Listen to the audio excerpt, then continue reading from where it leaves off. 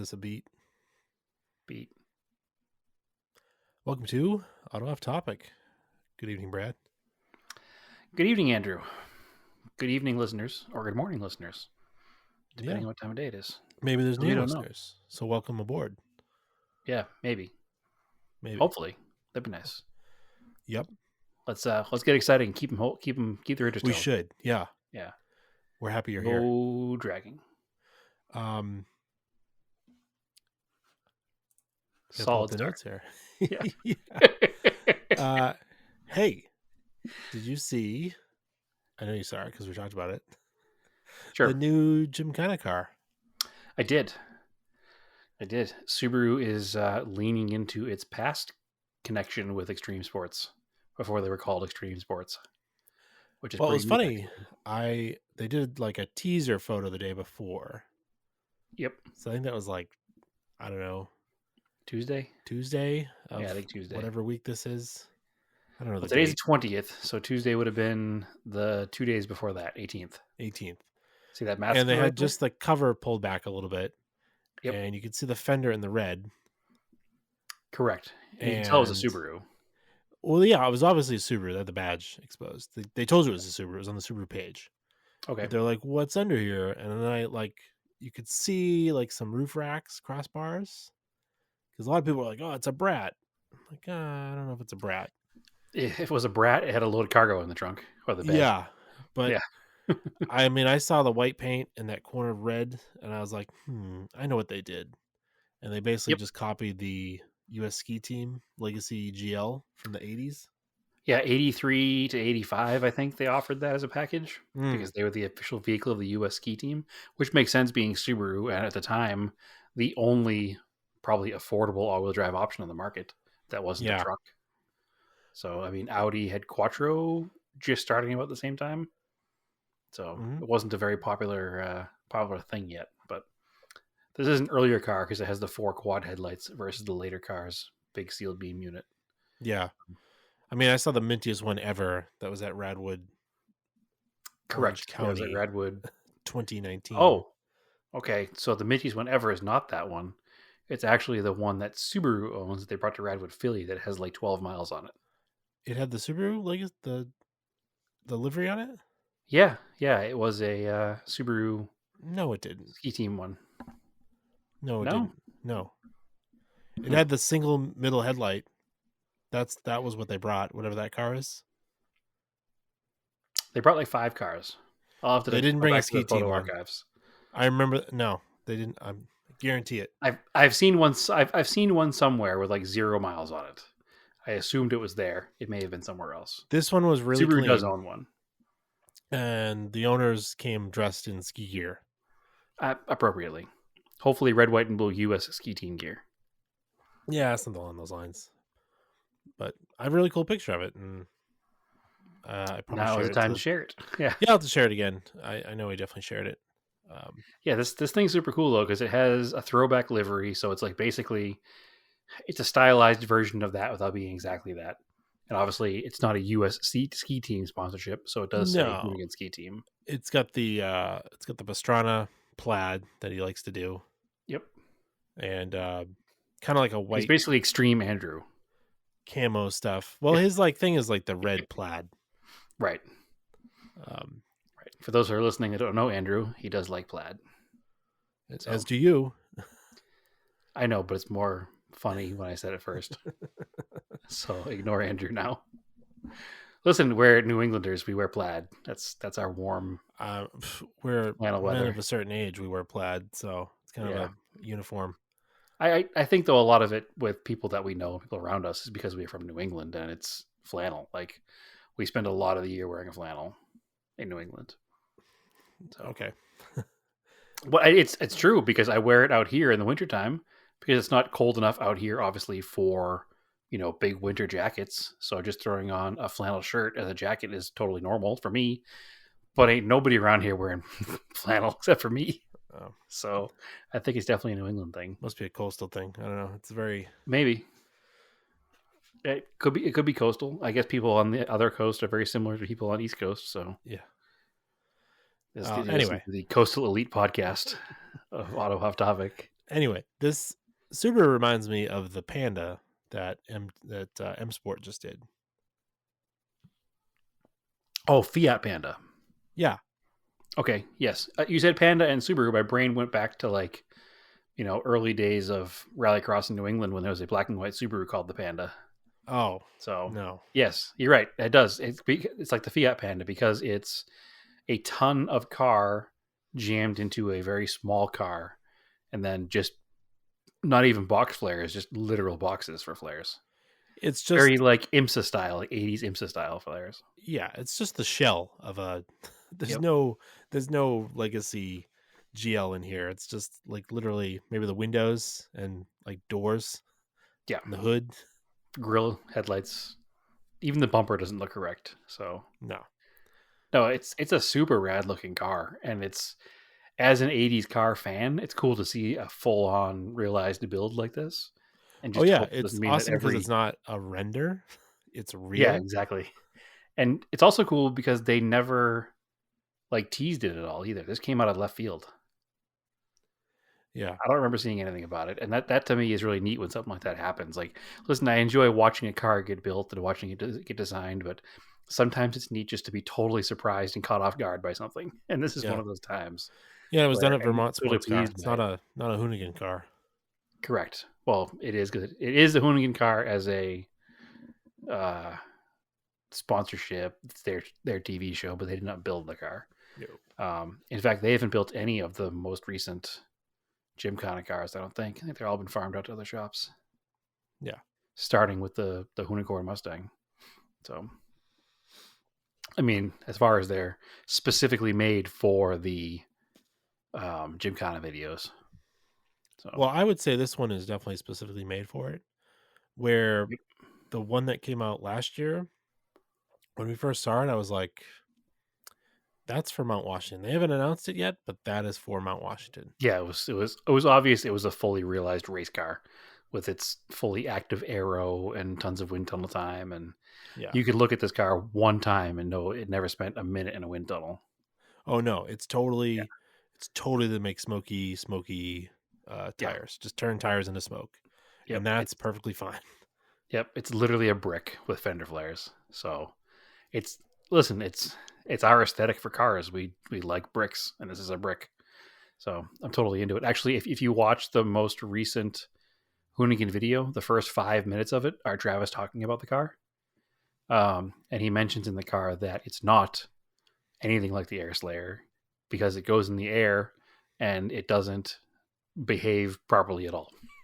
There's no Ah, way to adjust its attitude. It just nosedives immediately.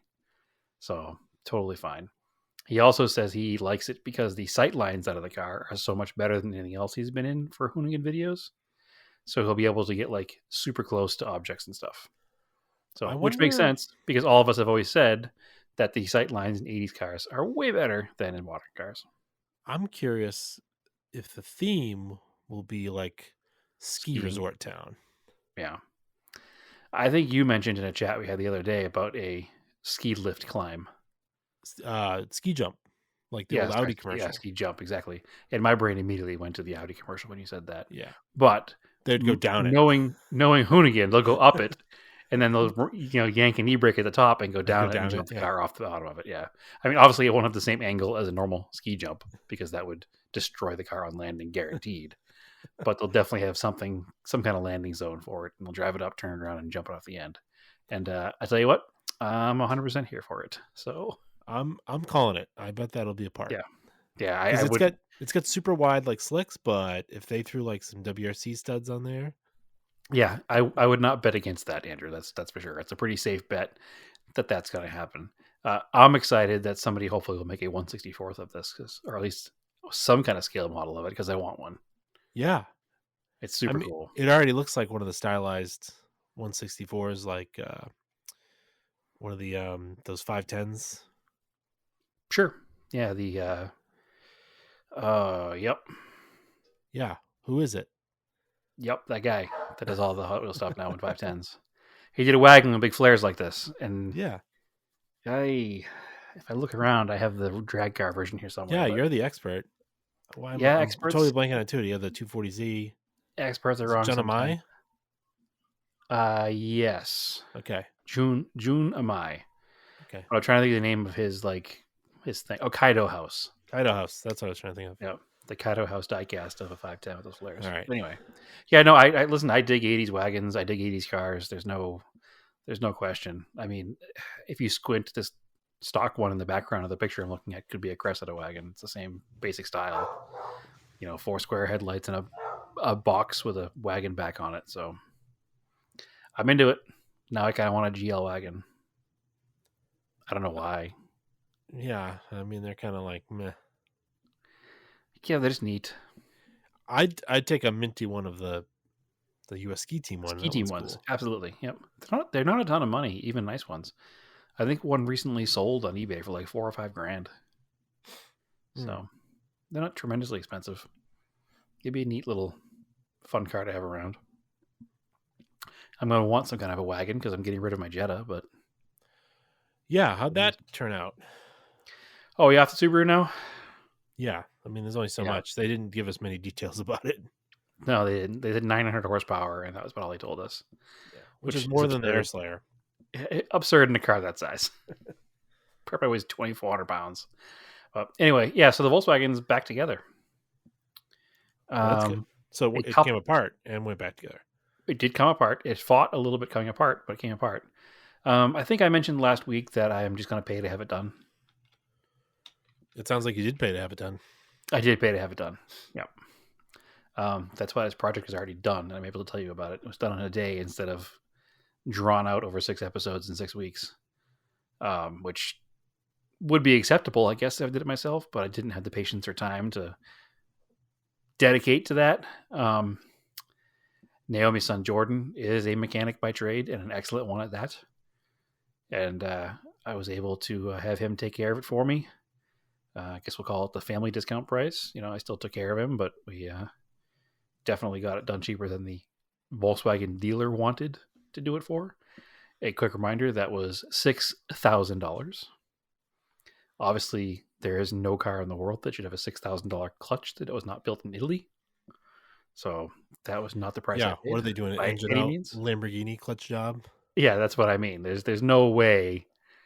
I even after like looking at list price of the parts from Volkswagen, if I were to have bought them from Volkswagen, it still didn't make any sense. It worked out to like, you know, $430 an hour or something like that because it's literally an 8 hour book job.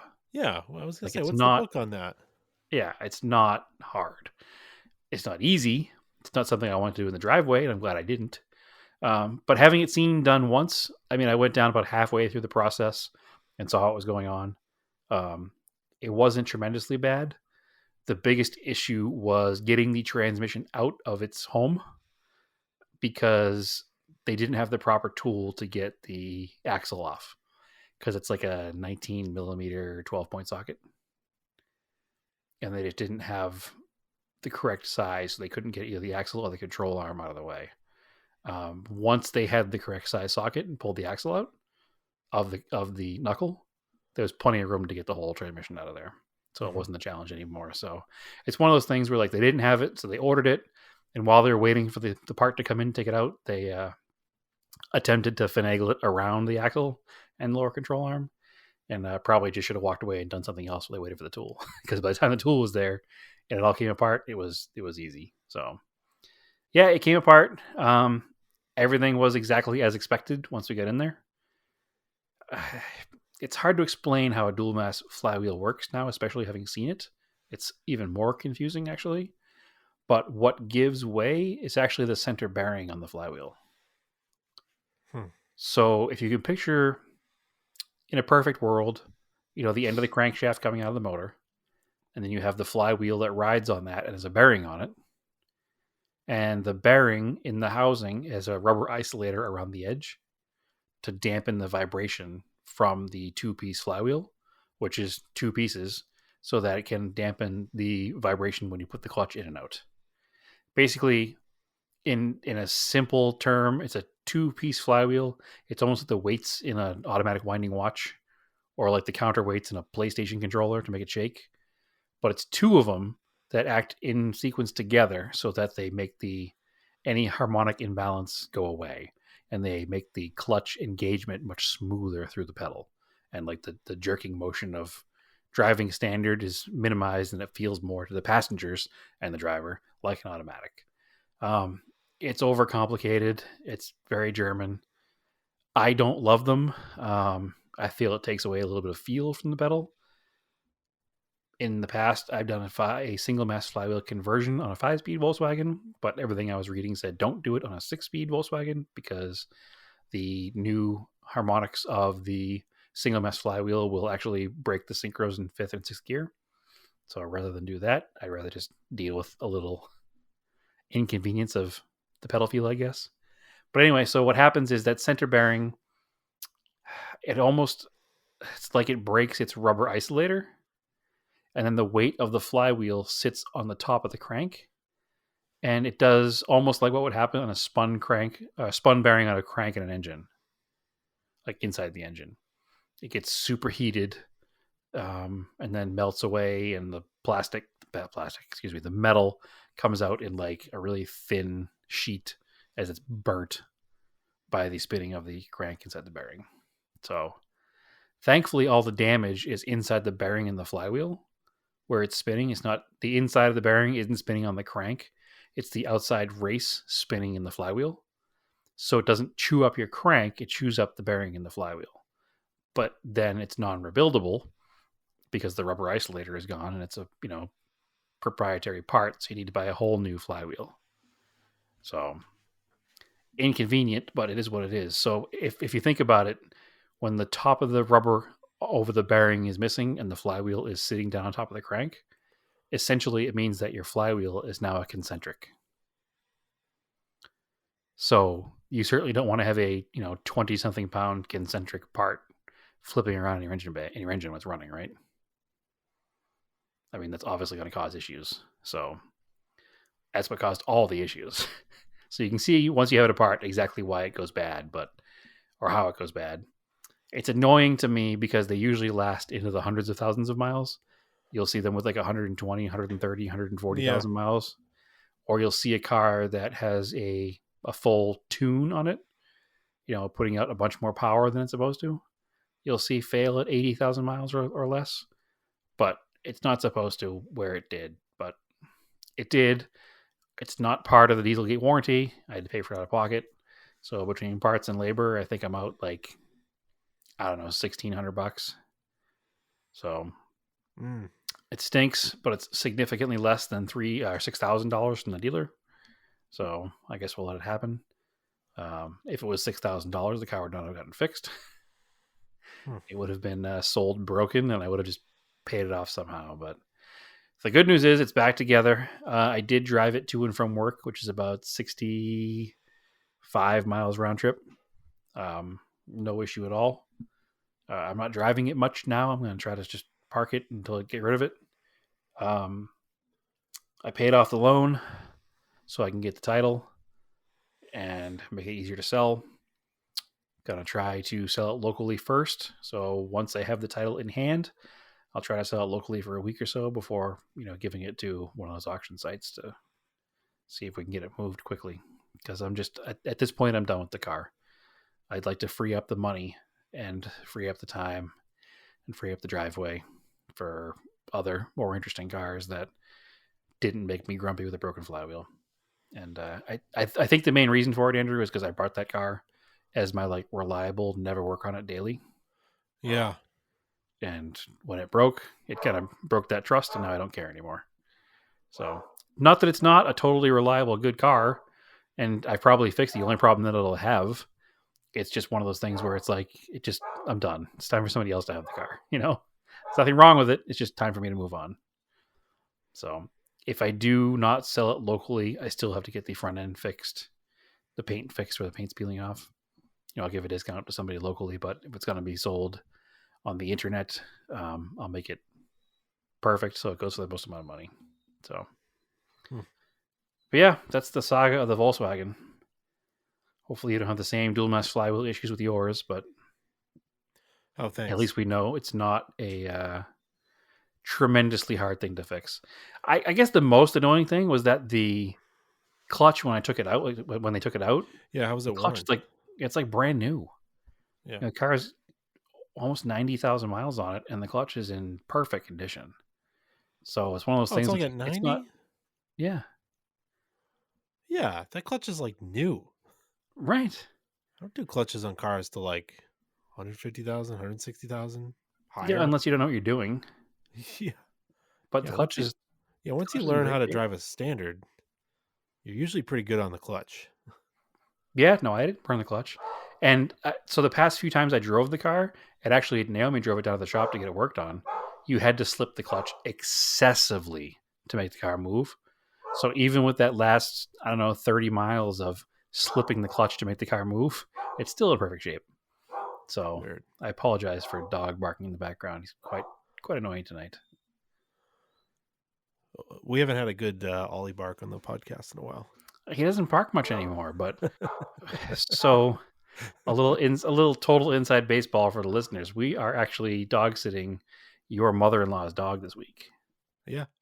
So we currently have 2 puppies and 2 full-grown dogs in the house. Mm-hmm. So because we have 2 puppies, when we're not in the living room, we have a baby gate between like that half of the house and the other half of the house.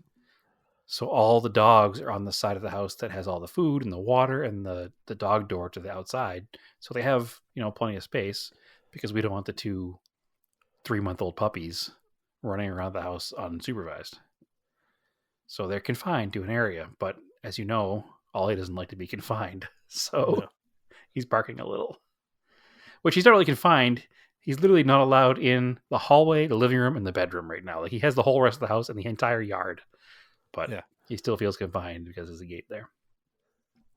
So he's barking. Apologies, but Mr. we have a Brad, dog. tear down this wall. Yeah, exactly what he's waiting for. And he's super sad because I came home tonight and to do podcasts, so I haven't even like let them roam the house for even a minute yet tonight. So anyway, so yeah, that's the Volkswagen. It'll be on the market soon. So if you're a friend of listener, let me know, and we'll give you the friend of listener price, twice retail, because car market, right? Sure. No, it'll Adjusted reasonable price. auto off topic adjusted market value. Yeah, exactly. AOT ADMU, but it'll be market correct. We'll put it that way. And if I don't paint the nose and before it gets sold, it'll be even more market correct. So it's a good car. It's ready to go. I've driven it across country 3 times, so I know it's good to take a long drive on. And I did check all the other things that the dealer was trying to charge me for while it was up in the air. Yeah. They wanted me to put in a new radiator support and a new transmission mount. Radiator support. Yeah, they said it was cracked, so we It's took a look at that. plastic. But it's not cracked in any way, shape, or form anywhere. So there's like a nick in the back of it, but it's hardly a crack. They probably did it changing the oil, to be honest with you, like, or putting the exhaust on it after they did the warranty work. Like there's no crack at all. It's like a scratch. Yeah. So it's fine. And the transmission mount is 100% fine. They said the transmission mount was starting to collapse, which I'm not sure what that means. It's not like it's a fluid filled mount. It's a rubber mount, and there's no dry rot, and there's no movement, and it's fine. So annoyingly, that means that if anybody looks the VIN number up on the car, they can get a service history that says needs a motor mount, but it doesn't actually need a motor mount. So whatever. I had the transmission out. If it needed a trans mount, I would have done it. You know what I mean? And it didn't need it. So yeah, life goes on. Oh, the other neat okay. thing, Yeah, was when we were taking the transmission out, all of a sudden it started leaking coolant all over the place. And we learned that the coolant hose that goes into the heater core, so that's like a plastic nipple on the heater core and a plastic female end on the hose itself. And then there's like a little like C-clip kind of deal that goes in. yeah. It's And quick connect. whoever put it back together when they did the warranty work on the car put the hose on and put the quick connect on, but it was only held on by gravity. I didn't click it into place. They didn't click it into place. So when we were jacking the motor up a little to get the transmission off, it popped off and pissed coolant all over everybody. But like then we just clicked it back on and clicked it into place and it was fine. So that's super annoying, but thankfully it didn't cause an issue because I did drive the car all the way to Massachusetts like that. So that would have been quite annoying. So proof again that dealerships are not worth the premium over an independent shop. Which I guess yeah, it all depends on the shop. Yeah, listen, there's bad mechanics independent shops and there's bad mechanics at dealerships. So I guess I probably could have guessed it was a bad mechanic working on my car when it took 6 weeks to fix a hose. So whatever. Yeah. Anyway, that's where we're at. Car's fixed. Car will be for sale. Full service history available. Always service at that wonderful Volkswagen dealer until now. And that's part of the reason for me having the clutch job farmed out as well, is now I have a receipt that says the clutch job was done. Yep. Whereas doing it in the driveway, as far as resale goes, you have to just take pictures and hope somebody believes it's your car, you know? Now at least the car has the history. It was done at a legit, licensed repair shop, and it's all right into the VIN number now. So it was definitely done. So have you worked on anything, Andrew? I've not, because it's been 10 degrees out. I don't think that's a valid excuse. I haven't done anything. I feel like if I was still in Massachusetts, I would have been outside every day working on cars. I wish, because there's. Yeah, I'm definitely lying as well, because I would not be doing that at all. Absolutely not. Hard no. I understand why you're not doing anything. I did a couple things to Saab for more project car updates.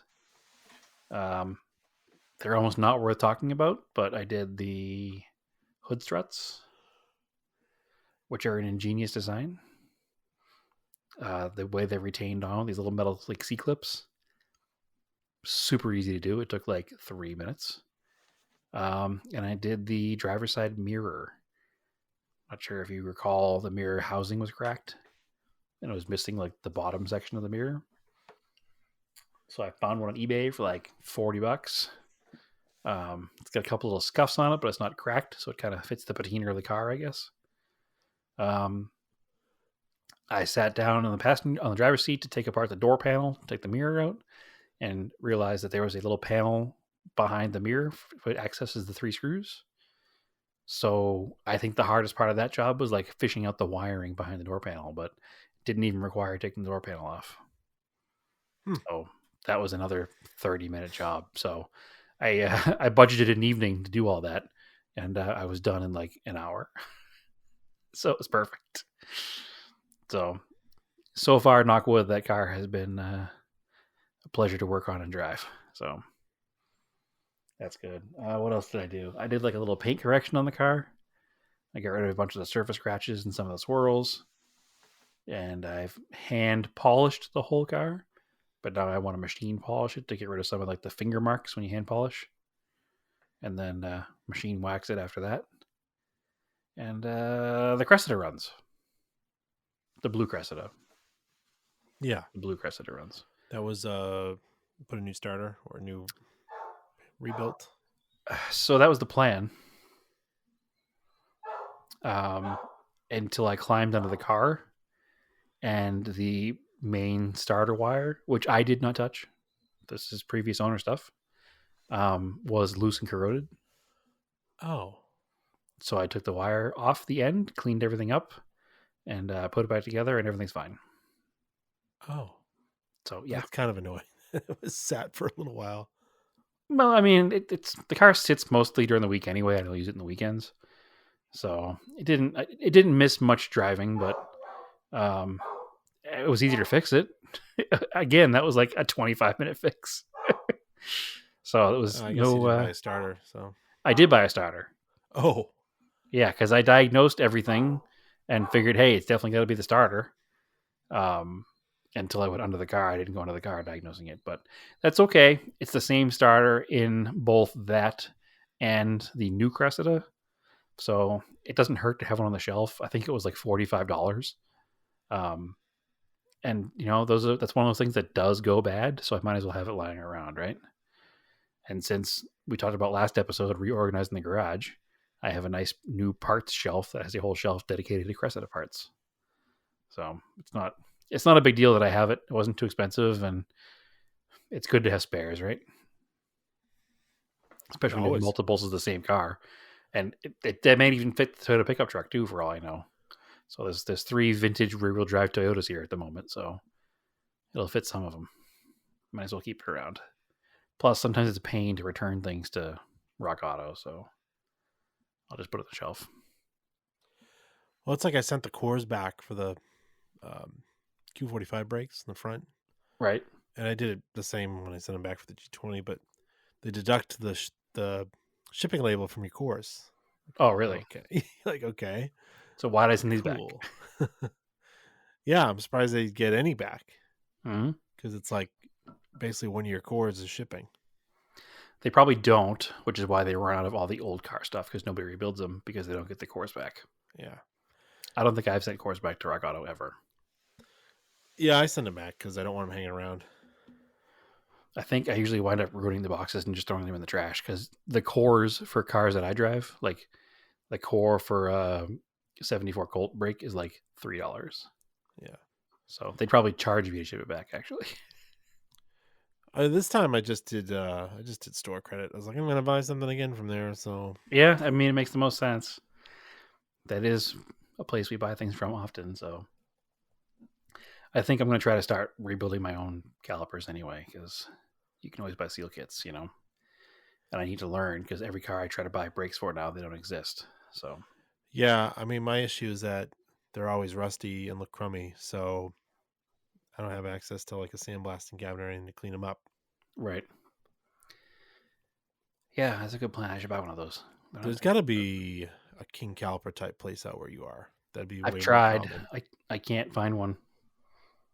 I can't find. There's radiator shops, AC shops, all those kinds of things, what you'd expect in the desert. Weird. But I haven't found a caliper rebuild place yet. Everything seems to be an online service, like mail out. So I did find a place in Southern California that does rebuilding of suspension parts.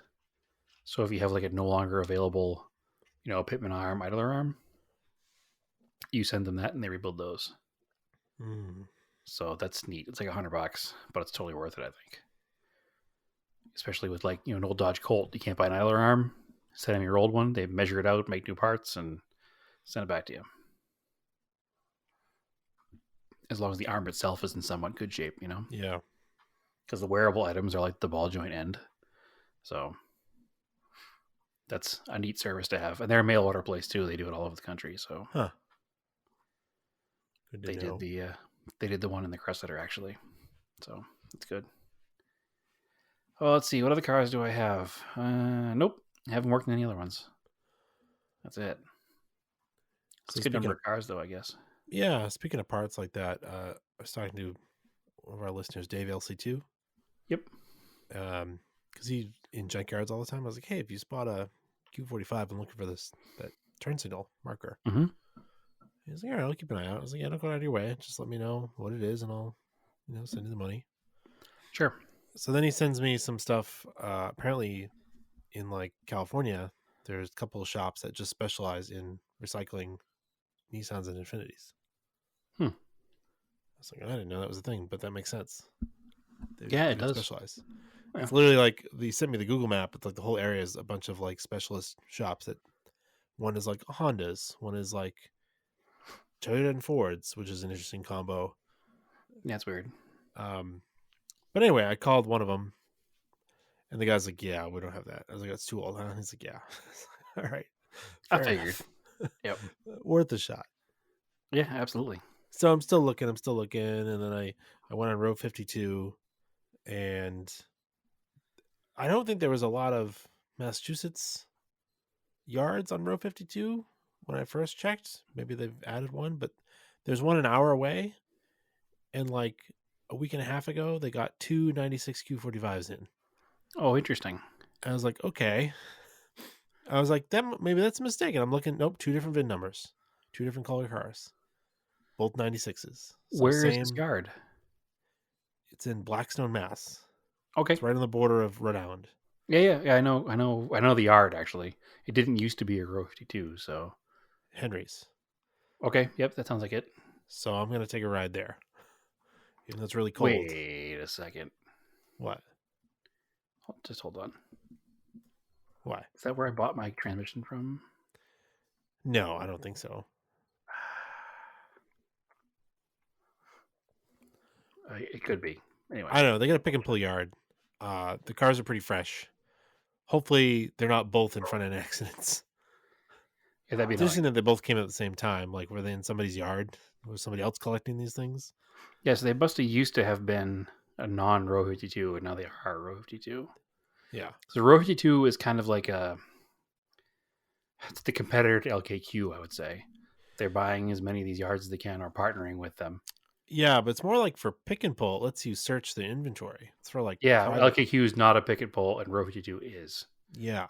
And it So says these two are in the pick and pull part of the yard. So I'm going to go check it out, see what I can yeah, it's get. not the same yard, but I bet it's in the same area because the place I went to was in Blackstone too. All right. I think there's a few yards in a row. It would be hysterical if it was that same place. And do a little scouting, see if this is what's in there. Maybe there's some Mitsubishi stuff. I will say that their website is what you'd expect a junkyard website to be. Yeah. Yeah. But hey, It's pretty it's bad. like, it's literally like no 95s came up on row 52. 496s came up. One is in Washington. One is like somewhere else, Texas Right. maybe. And There's two of two in them are an hour Massachusetts. I away. was like, Yeah. what? So 47 acres of cars. yeah, I gotta check out this inventory. I'm gonna do some scouting. Maybe Yeah, there's Montero stuff. Maybe there's looking at their pictures of the yard here. I mean, there's a lot of cars there. our buddy Jordan's always looking for Volvo stuff. Yeah. They need stuff for the Volkswagen rally car. We'll check it out. Cool. I wish I was there to go with you. Yeah, I mean it's gonna be like 10 degrees over the weekend, but I gotta go because when stuff is fresh like that, I mean I don't think there's a big demand, but No, I I don't think cannot so. I cannot find those lamps anywhere. Especially in the middle of the wintertime. Yeah. I don't think a lot of people are rushing out to go pick and pull in Massachusetts. So, yeah, their website is terrible, but I love it. Oh, it's terrible. So speaking of other project cars, I didn't do anything to them, but I did last year. I filmed a bunch of stuff that I was doing, and I never did anything with it. I just don't know why. I like really procrastinated on editing the video, and I edited like 3 videos last couple days, and I was like, oh, this is easier than I remember. I don't know why I was procrastinating on this. And I threw them up on our YouTube channel. They're not very vloggy. They're more like how tos. Sure, It's which literally is what like, we do anyway. We're not vloggers. well, I'm trying to do more vloggy stuff to try to explain our projects while still doing stuff to them. Okay. That's sort of the goal. I don't want to have just a completely fluff channel like some of the stuff that's out there. Yeah, no, having Um, fluff is good for like fluff, but it's not good for your main content. no, so it's just one's like really simple. I just did the cabin filter on the Golf. Somebody will probably use that at some point. Strangely, one of our best videos is the manual hubs on the '89 Montero. I think it's because they're universal. They're not just for a Yeah, Montero. It's kind of the same whether you're doing a Toyota pickup yeah. or that. I'm kind of mad because we did film them on the 99, and then I got busy and then forgot what was on the card and formatted the memory card Yeah, it's not good. and lost the footage. I'm really annoyed because that would have probably been a really good video. But Um, again, they're pretty much the same process, right? yeah, but they're So, different. They're the ASINs that everybody really likes versus the oh, that's AVMs, right which were too. kind of crappy because they're cheap. Um, and then of course like the Laminex over the fog lights for the Subaru gets a lot of love for Stephanie Subaru. That's a weird one too. It's very simple. Yeah, it's super simple, but I don't know. People are into it because a lot of Subaru people like to put those things on. So it was weird too because I had a comment. It was like they're pre-cut and they definitely had little finger tabs to help you put them on. And the guy commented, he's like, no, those finger tabs are like to pull off the top layer of film that like protects the film while you're putting it on. I was like, don't think that's true because there's nothing in the instructions about that. Laminex is 12 mil thick. Like that's it. There's no other extra film on top of it. Yeah, I don't think he's correct. No. So, but that's the whatever. internet for you. So, and then I did the rear brakes on Stephanie's car because they were worn out. I videoed that. I don't know. Maybe somebody could use the all track cross track rear brake video. They have a 94 Q45 in there too. Oh, really? Yeah. Oh, added January 20th, 2021. That's probably gone. January 20th, 2021? Yeah. Yeah, maybe. Might be, it's a year ago. Still be there. Yeah. Yeah. Anyway. Interesting. Yeah, it's weird. Yeah, so are the other ones from this year or last year as well? Ooh, I think they were from this year. I thought I read it right. They said January. Every year has a January. Yeah. Check it afterwards. Yeah. The problem Pretty is sure they've been there like only a week. Oh, there it goes. Oh, this is Get it? weird. It's like a pop-up. I don't understand how it works. You gotta It's click like by it. Yeah, the website's not good. Yeah, it's an ad. Website is bad. That's for sure. January 11th, January 12th. Of this year. I'm looking right now. It says, yeah, this year you're good. Yeah. No photos yet, but they're there. Yeah, they're fresh. Cool. Oh, there is photos.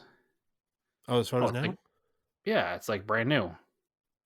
Oh, they weren't there a couple days ago. Nope. See, it's a bad website again. This says vehicles like this. And you click on it. It's some Infiniti Q45 yard in Washington State. Yeah, it's purple. Never mind. Silver one, actually. Silver one. Well, actually, there's a purple one as well in California. Well, actually, the one of them in Massachusetts is silver, so it's gonna be the same silver. Yep. And then the other one is green. So it's probably green on tan and silver on black because that's how you get them. Well, those are the two flavors in which you like your 96 Infinities. So, well, 95s. Whatever, yeah, they are. So. Yes. Anyway, cool. Oh, going back to the Cressidas, I also picked up a set of wheels. I don't need them, but I've always liked them. The early Super wheels. Oh yeah, like the 4-spoke ones that look kind of like the 4-spoke version of the steering hand wheel. Oh yeah. So I picked up a pretty fresh set of those for $100. I don't need them, but for $100, that's like less than half what they normally are. So, and they're clean, so I can put those on the 81 as well for a little bit when I first get it on the road. So, especially because they have tires on them in good shape. So, $100 for wheels and tires, I'll take it every time. Cool. But yeah, that's it. That's the end of my car stuff this week. That's kind of all I got. I mean, we are in the Barrett Jackson week. Yeah, you're doing that. So I'm quite busy at work. I'll be up at Barrett Jackson 4 of the days next week. Where is that? Scottsdale. Okay. Yep. So it's at I forget the name of the place. Some big giant convention center, right? Convention center place. Yeah. But it's 7 days, so it's Saturday. Whoa. Well, I guess 8 days, Saturday to Sunday. Whoa. So yeah. So Saturday is like a preview day, and the auction starts Sunday. So I'll be there Sunday all day. I'll be there. How many cars do they auction per hour? I don't know. I know the number of cars total is usually between 1,500 and 2,000 cars. Wow. Yeah. I wonder how much cars per minute are auctioned. Definitely not per minute, but definitely per hour you can do it. Hour? Yeah, it's one at a time. There's not multiple auction houses or multiple auction rooms at the same time. Blocks. Thank you. It's one car across a block at a time. Yeah. So, and this isn't the only auction in town that week. Like this is Arizona auction week. Like, yeah, there's a bunch of different car auctions in town. So there's quite literally thousands of vintage cars being auctioned off in town. Yeah. Wow. It's the coolest week to be here because tons of people come from out of town. So even all like the regular Saturday night cruise-ins and other car shows in the area are just absolutely jam packed with people. So cars come out that you don't normally see at like a Saturday night gathering, Yeah. like real high end stuff. So it's definitely a good time. But I'll be at the auction itself because we have our online auction that I work for, Auto Hunter. We have a booth, so I'll be there Sunday all day, Tuesday afternoon, Friday afternoon, and the following Sunday all day. So I'll be up there quite a bit. So hopefully I can take some pictures and send some stuff to our Instagram feed of stuff I see up there. But I don't know how much time I'm going to have to walk around versus being at the booth. So we'll see how that goes. It looks like my father is actually flying out to hang out that week to do some of that stuff. So I know I'll be going at least one day with him where I'm not working. So I'll be able You'll to be there every day then. definitely have some content there. Well, he's only coming for the second half of the week. So Okay. he won't be out here until Thursday. So I will not be going every day. Plus, I still have to work my regular job too. So unfortunately, I have real life commitments. But it looks like next Saturday, because next Saturday is also not as in this coming Saturday, but a week from Saturday, the 29th, is going to be 4 till 4 is doing their 4-cylinder car show. Ooh. So that's Saturday morning. That's a I think it's a pre-reg only show. I don't think you can still get tickets. So many 4 Maybe cylinders. you can. Yeah. Well, it's 4 till 4, so that's their 4 till 4 4-cylinders. And then I'll probably go to the auction with my dad that day, and then maybe to the pavilions Saturday night show that night. So make it a whole day of just car stuff. Yeah, you're gonna bring him to 4 Absolutely. He's been before, not on a good day. I think I had him there on a fast cars day, which is like sports cars and hypercars. So it'll be good to have him there on a 4-cylinder day, so you can see some of the other stuff that is regulars there. But yeah, so I'm excited for all that coming up. It's gonna be a busy week. Should be a lot of content though, hopefully. I'm super upset because they moved the Sazetta Marauder that was going to be at Barrett Jackson to one of the other auctions, so I won't be seeing that one, but I'm sure there's all kinds of stuff to make up for it that will be at Barrett. But it's exciting. I've never been. I've lived out here now for 3 years, and 1 year it didn't happen because of the pandemic. 1 year I didn't go because I had other stuff going on, and just haven't had a chance to make it yet. So didn't think I'd be busy and working at it, but hey, here we are. So I'll be busy and working at it, but I'm excited. Cool. Yeah, good stuff. I think that's a show. Sounds like a show to me. All right. So, as always, for those new listeners, you can follow us on Facebook, Auto Off Topic Podcast, Auto Off Topic on Instagram, Auto Off Topic on Twitter, Auto Off Topic on... Yeah, it's Auto Off Topic on YouTube. I think that's it. That's all of them. Auto Off Topic. We're Gale Autocast on Instagram. Yeah, that's our new thing. We're going to record an episode of that and see where that goes. That'll be once a month. Sure thing. Where can they find your personal stuff? I'm all the places. So Race and Anger on Instagram, Race and Anger on Twitter, and yeah, that's pretty much it, right? Yeah, I think so. And I, of course, am TSISS350 on Instagram. So follow us everywhere. Lots of car pictures. Cool. Well, as always, keep cars analog and aim for the roses.